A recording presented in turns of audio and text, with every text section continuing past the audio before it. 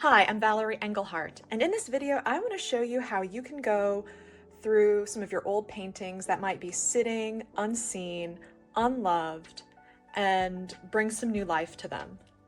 I found this elephant that I painted in shades of green back in 2020, so about almost 6 years ago now. And it's just been sitting unloved, and I want to do something with it because there is the makings of a great painting here. So the things I don't really like about it is, well, it's a bit too big. There's too much dead space down here. So I can either add things or don't be afraid to cut the paper.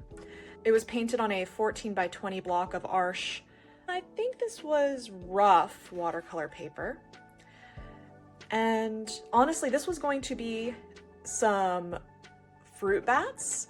I had painted greenery with the idea of putting some fruit bats down, but then this fell off of my palette and the paint went everywhere. And then I was like, oh, I guess it's gonna be something else now. And I'd noticed that some white spaces were left that looked like they'd be good places for tusks. And I was like, oh, okay, we'll make it an elephant. But that was back when I was still an early painter. I wasn't super confident. And so there's the makings of a good painting here, but it's a little too quiet. So what I think I want to do is chop this off. Another thing I've been enjoying lately is using stencils to remove paint. And here's what I've got. I got some stencils for Christmas, thank you, Mom. And maybe like use this one and play around with maybe removing paint or adding paint. I want to have fun with this. Now I love lost and found edges, and I can see I left marks that suggest there's an ear here. And I like that, but maybe we make this stronger. So that's what I'm gonna do. I'm gonna take a minute. I'm gonna go get a ruler and chop this off. It'll also make it easier to film. And maybe grab some paint. So it's been many years since I painted this, but I'm pretty sure I used, it looks like this is definitely Green Apatite Genuine. This is either green gold or maybe nickel azo yellow. And then I've got a cooler color. I think this is Jadeite Genuine. I'm pretty sure for the eyes, I probably used Payne's Gray. So I want to stick to the colors that I already have if possible, or be smart about any new colors I introduce. So maybe I could introduce Perine Green and it would be fine. And since this painting has just been sitting unseen for years, there's really no problem if I want to try adding some other colors. If it goes wrong, well, then I learned something. And if it goes right, well, then I also learned something and maybe end up with a good painting. And because this is really good watercolor paper, if at the very end everything goes to hell, I've got the back. That's right, when you use really good quality paper, you can paint on the back. But let's see what I can do with this elephant. All right, lopped off the bottom, and the painting fits on my desk now, so that's pretty great. So I'm gonna start with, I've already got my stencil out, and I really liked this one just because of its shape, and I like the idea of putting it here. Now I can either lift paint, or I can add paint. I'm gonna lift. So I'm gonna use this melamine. Ooh, it's dirty melamine. I'm gonna use it anyway. Maybe I'll just bend it. Get it just a little wet. Just needs to be damp. And let's test a spot first. Maybe over here. Let's just a little bit. Oh, it's coming off. I'm gonna lift. I can't really see the difference though. And I'm doing this gently. Lift. Okay, I'm starting to see something, and I think it looks fine, so let's learn. Let's learn together. We can even see some of the paint came off. Here we go. Just lightly scrubbing.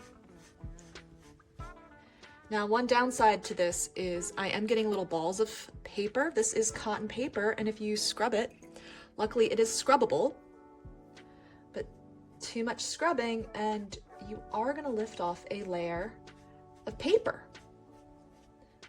Now, I'm okay with that because, again, we are learning.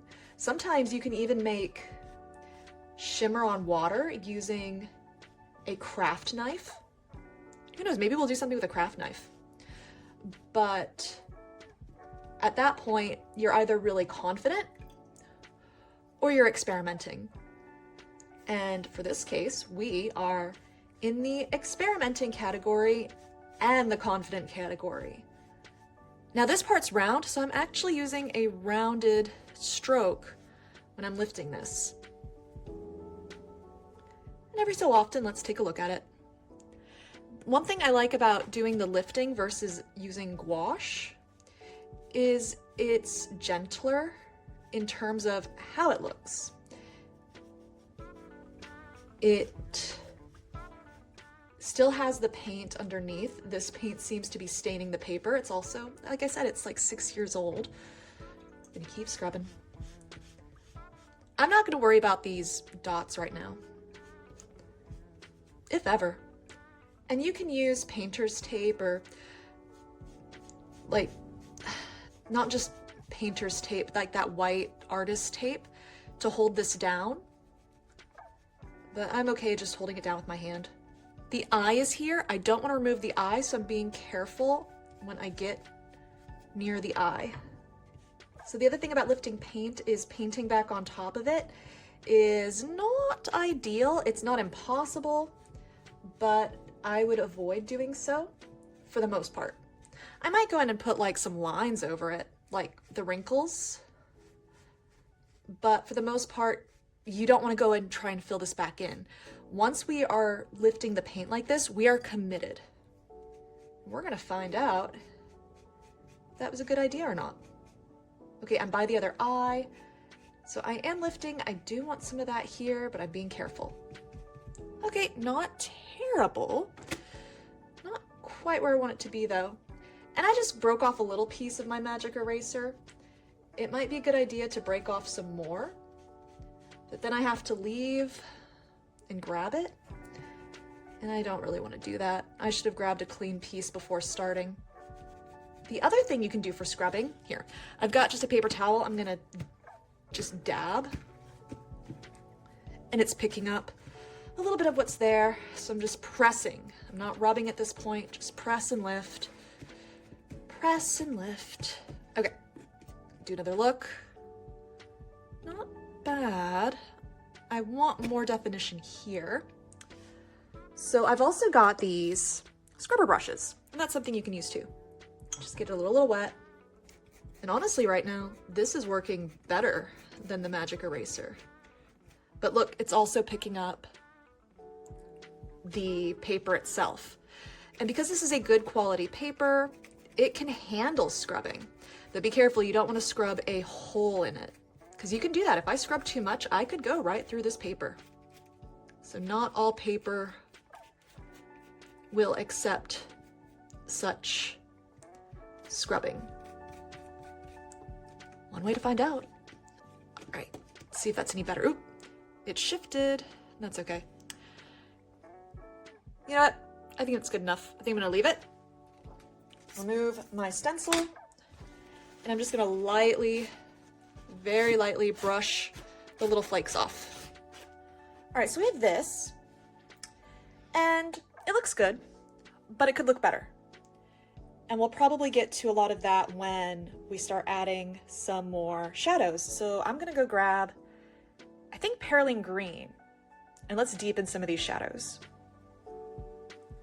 All right, I squeezed out some fresh Perine Green on a scrap piece of paper and got a size 10 Princeton Neptune round brush. And I'm going into this nice, thick, juicy pigment, and I'm just going to go in and go crazy. Where should we go crazy first? Well, the light's coming from here, so here's gonna be dark. Let's start with darkening around the trunk. But I see that I made the ear come to here, so I'm gonna negatively paint around the ear and down the trunk. Look how dark that is. Wonder if I can zoom in. Womp. All right. Now I do have some of these wrinkles painted in, so I'll just keep that in mind. But look how it pops out more now. The trunk from the leg. use the dark to bring out the light. All right, so I can leave that hard or I can soften it. I could, ooh, nice dry brush strokes. I kind of like that. And if you have a round brush, being very light with the tip of your brush, you'll be able to get those fine marks. I think that might be a little too dark right now. So I'm going to rinse my brush. It's still wet. And let's soften. Soften and bleed it. And I still want to keep a curved brush stroke because the leg is curved. It's round. It's a cylinder. But I like having some of this variation. Now I also want to separate the leg from the background. So I can either do more of the Perine, or what I'm going to do is grab some Green Apatite Genuine. I'll just put that on my paper too. Same brush, nice and clean, going in. Now this is a much lighter green than Perine, but I'm still going in with the dark value, so I'm using more paint than water. And just like I outlined the trunk, I'm going to outline the outside of the ear and the leg. But not all the way. I like lost and found edges. Rinse my brush, and I'm just going to bleed it away. I like this white mark I have here, so I'm going to leave it. But see, by adding that, now we have more dimension. This shadow is colder and more extreme, so our eye is more on this part of the elephant than here, but we still wanted that leg to come forward. I'm going to bring the Perine down a bit. And there's nothing wrong with, if you want to add a little bit of warmth into this shadow, drop in a little bit of the Green Apatite Genuine. And if you want to add a little bit of coolness to that shadow, maybe I'll pop it right there where the ear and the leg meet. Just be mindful of where you have your warm and your cool and how extreme certain things are. And what I might actually do is drag some of this background into the leg to help separate the ear from the leg, but also it creates a little bit of ambiguity, because whenever something's in shadow, especially if it's moving, like I was hoping this was moving toward the viewer, emerging from like a mist, you don't see all the details. Now I know I like this part being lighter, but I still want a little more detail, or rather a little more contrast. So I'm going in with the Green Apatite Genuine, but just a little. I'm just gonna put it right here. Rinse my brush.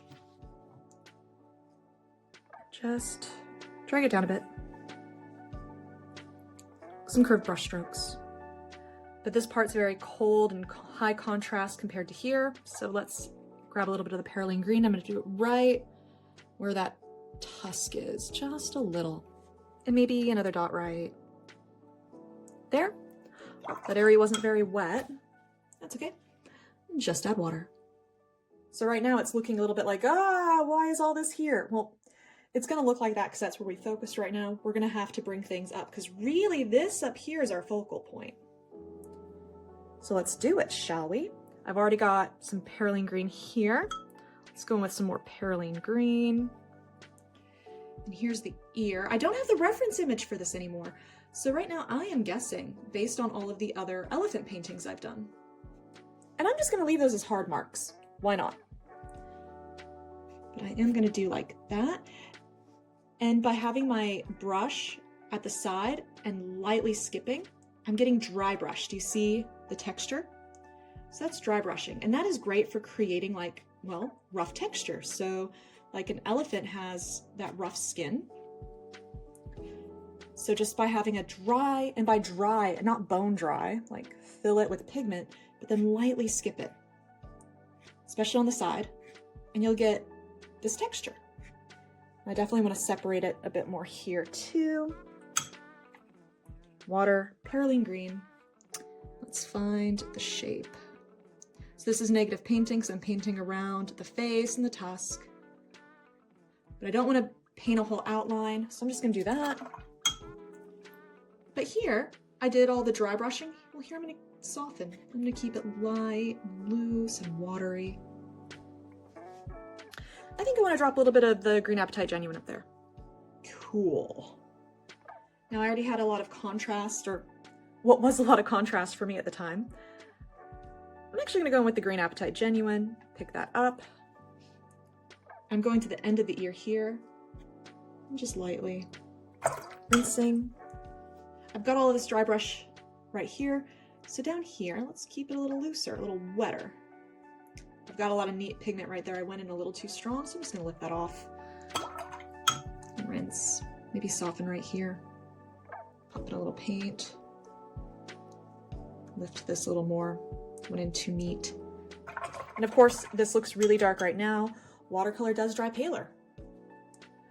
So I'm not afraid. Plus, I mean, I guess if it goes too dark, we can always try our lifting technique again. So I've got a little bit of pigment still on my brush from lifting it. Let's bring it over here because it's going to be in a very light value. And I do want to add a little more over here. So again, I'm just following the lines that I had before. Dry brushing a little bit. I'm keeping this area still very light. Let me bring that down a bit or zoom out a bit because I don't think you saw that. So all I did was add that pigment up here. I like how it's disappearing there. I do have some very light marks down here, so why don't I just make those a little stronger, just a little stronger. Going in, and if you want to test, I'm on a piece of paper. That's pretty good. Oops, hit something on my desk, that's all right. And just that, maybe even right here. And I'll add some right here, maybe go a little darker, higher value. But see, once that darker color goes up against the tusk is starting to pop out more. I think I want to add just a little bit here. I like that a lot of this is lost, but maybe just a touch more. Very light value. I'm going in very watery. I'm going to pick a spot right here. Yeah, I think that's fine. Now, one thing I see, remember how I said when we scrubbed, I wouldn't be able to paint back over it? I see that where I scrubbed, it's actually going toward a part of the elephant where there's like this fold here. So whoopsie daisies, I gotta pay attention to what's on my paper. Is this still wet? It's not. Now I did say you can't really paint over it again, and you really shouldn't, but let's see what happens if I do. I'm gonna bring that actually back here. It's a little difficult to see, but where I scrubbed is definitely showing through differently than what's beside it, but that's okay. It's not glaring. And sometimes that's all you need to do is just push something back a bit, give a little illusion. Grab some Perine Green, pop it right there. Okay. Honestly, I think I want a little more Perine Green right here, but just a light wash and just a little, almost glazing it. Give a little bit of color value difference, really just color temperature difference. I am technically deepening the value a touch, but only a touch. All right. Honestly, it's looking pretty good. I want to deepen this right here. I'm going to go in with the Perine, I think. I'm just going to suggest right there. That looks good. And sometimes being able to look at things through my camera, I actually see things differently than if I'm looking my eyes at the painting. And I don't know why. Whatever phenomenon it is, it's actually pretty cool. So I will want to go and maybe put some of the texture marks back on the legs, you know, like the wrinkles, maybe go stronger with the wrinkles on the trunk. But for now, it's still wet. I like how the trunk kind of disappears, but maybe let's just grab a little bit of my Green Apatite Genuine. Let's pick a spot here, there. Maybe drag some of that background into the trunk that I'm creating. I'm keeping it nice and light still, but now I've actually given it a little bit of a curve. I kind of like it. See, we can even change some of the motion as we go. I'd left so much unpainted, and there was so much more trunk to go. Let's just add a little. Whoop. And I can keep it nice and light. If I hate it, I've got my paper towel right here, I could dab and lift, but I like it, so I'm gonna leave it. Okay. Anything else that I can do? Ooh, got a little bit of the paper balled up right there. I don't know if there's anything else I can do until it dries. Maybe make that a little deeper. I'll go in with the Perine Green and just dot a little right there. Looks a bit extreme. Soften. Just gently soften. And on an elephant's head, they've got like these little, I don't know what they're called, but I've painted enough elephants at this point that I know around here somewhere on the head there are these like indents. So I'm just gonna grab my Green Apatite Genuine and paint those in, but I'm doing it light, and that's fine.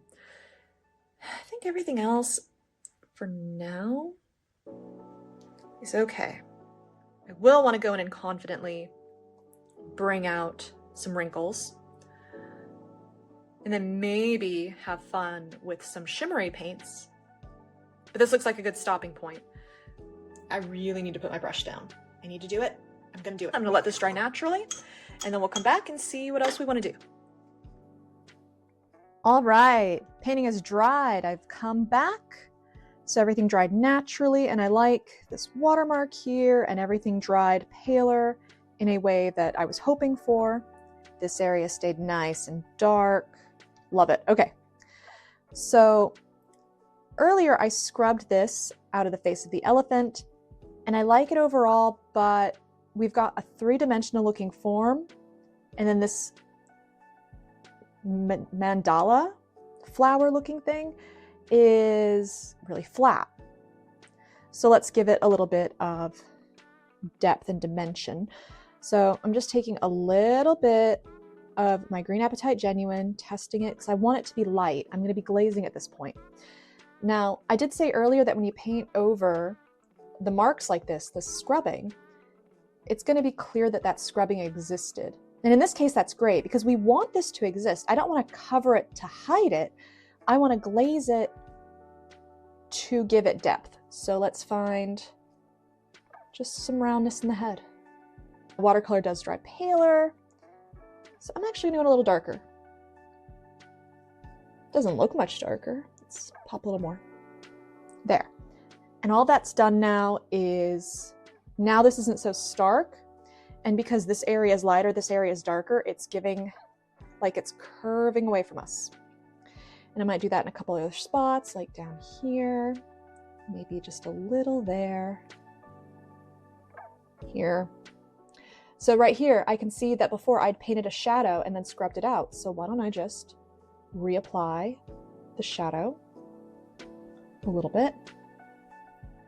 But otherwise, I like it. I think that's fine. Maybe just a little more. Boop, boop, boop, boop, boop. There.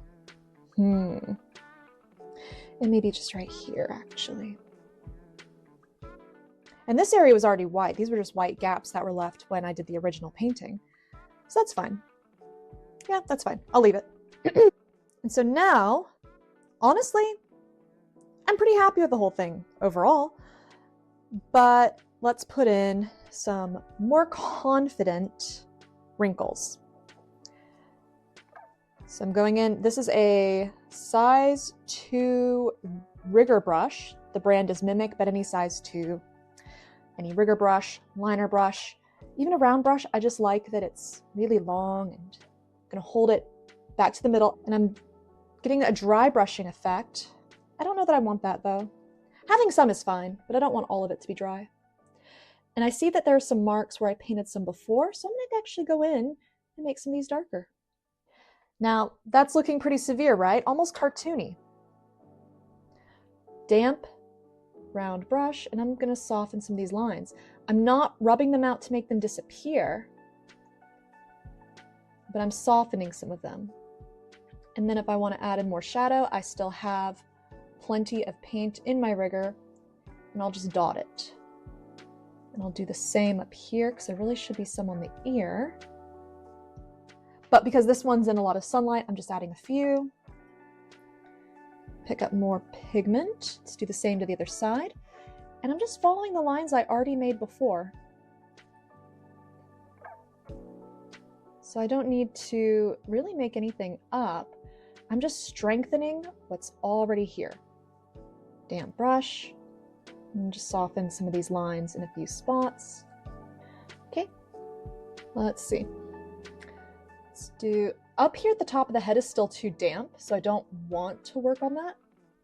So now I'm just going through and I'm looking for anything that I had before. And honestly, I think I'll pick up some neat pigment, so very thick pigment. And I'll start putting some of the lines up here and letting them diffuse, because it's wet up here, but not sopping wet, it's just damp. And remember, not only do we have a cross and we want this to be curved, but some of those wrinkles, they come straight down. And every so often you'll need to wet your brush, pick up more pigment. And I'm making very quick strokes. Quick, but confident. Pick up more pigment and just continuing to make marks. And as I get lower down, less pigment, and I'm letting them start to fade away. Put a few down here just to say that I do want the trunk to be there. Then I'm going to go through and just soften some of these lines. Cool. I want to add a few more that are vertical. And a lot of this, like I said, I don't have my reference image. I am just doing this based purely on vibes and memory from other elephant paintings I've done. And that'll be something that as you paint a subject more and more, you'll get more familiar on its structure. And that way you can apply it in instances where you might not have a reference image. So even though you don't sketch, perhaps, like me, having a knowledge of form helps you so you can break free of absolutely having to have that reference all the time. Okay, I like what's happened here. Let's now add some, well actually, I'm still working with Green Apatite Genuine. Let's add some here. This part is almost getting blinded by sunlight. I don't want quite as many. Now I find that on the legs, you get a lot more of those vertical ones.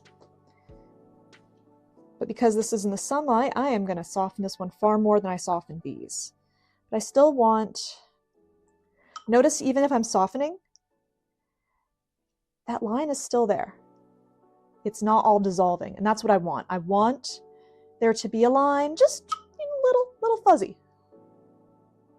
A couple more. Great.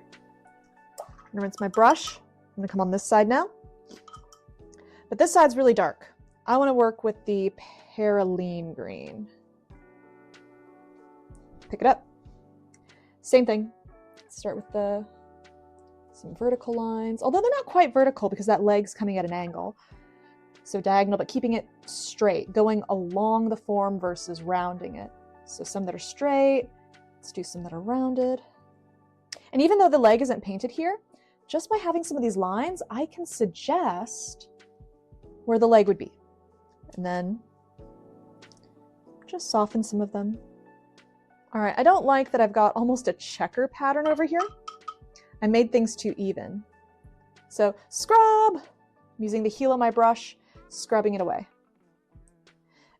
And I can still see the lines, but it's not so even, it's not so in your face. And then I'm gonna go grab more of the Perine, and let's maybe just make a couple more, break up those lines a bit. Can't really see those. And then I'll soften again. There we go. I like that better. Oh, got a really hard line right here I didn't want to keep. Let's see if I can scrub that out. I was able to soften it a bit. Perylene is a staining color. So once it's down and dries, it doesn't really move very much, but I was able to soften it. If I wasn't, I would have just glazed a bit to obfuscate it. And make it less in your face. But I'm already liking this much more. So much more.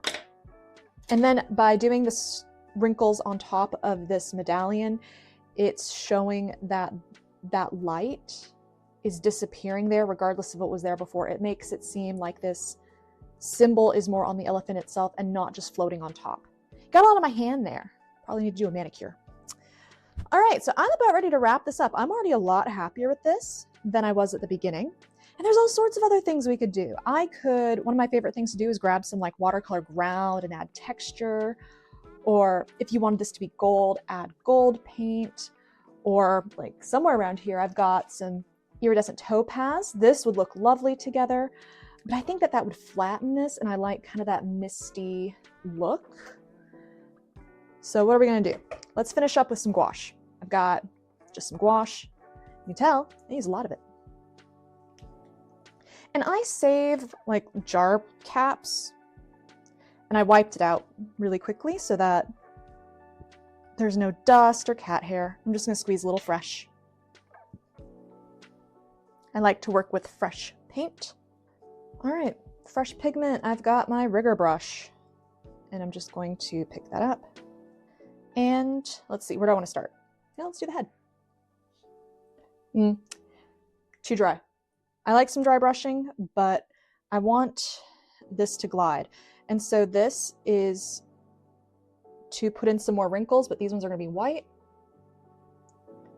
And then use my finger and smudge that one a bit. I'm going through doing the same thing. I don't want to add too many of these.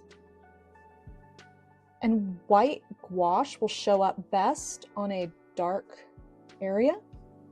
I'm just deciding where to put it. I squeezed out way more than I need. I think that looks pretty good. Gouache will also dry paler, especially if it's watery. Well, not all gouache. The white gouache, if you put it on watercolor as it dries, it will start to, like right here, it's starting to get paler. So don't panic, and gouache lifts really easily. Okay, I'm gonna put some over here too, because this side's in the sunlight. Gotta keep adding water. Gouache is a water medium.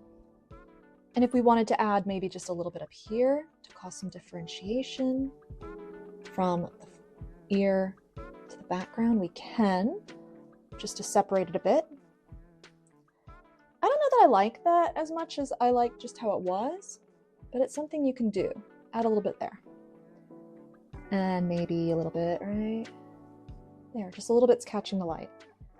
And if we had trouble with the tusks, we could use white gouache to bring those out more. Like if you've got any paint on there, white tusk. I don't want to have any shine on the eyes. These eyes are so small you can barely see them. So, and they're kind of like inset a bit. So unless we're up close, and we're not, we're kind of at a distance here, I don't really want to put shine on the eyes. I don't want a lot of shine over here either, but maybe just a couple where it might catch some reflected light. I think I'll just leave those two. Smudge with my finger a bit.